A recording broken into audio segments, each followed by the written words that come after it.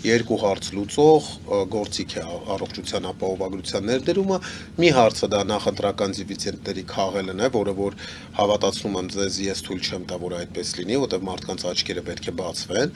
Իսկ երկրորդը դա 2024 թվականին Համաշխարհային բանկի կողմից հաստատված վարկն էր $110 միլիոն, որը որ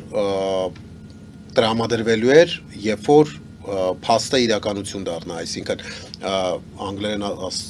հնչում է result based, այսինքն ներդրում եք ապահովագրությունը, նոր տալիս ենք։ Այդ վարկը հաստատվել էր կառավարության 21-ից 26 թվականների ծրագրին սատարելու համար եւ որի մեջ մտնում էր պարտադիր բժշկական ապահովագրությունը։ Ուստի նրանք այսպես հապճեպ դա ներդրեցին, որպեսզի այդ վարկից չկտրվեն։ Եվ այդ երկու հարցն է ընդհանրապես լուծում, հիմա փորձում են ամեն բանով ապահովագրությունով վիրահատված պացիենտի մոտ նախարարը գնում է, նկարվում է, չգիտեմ,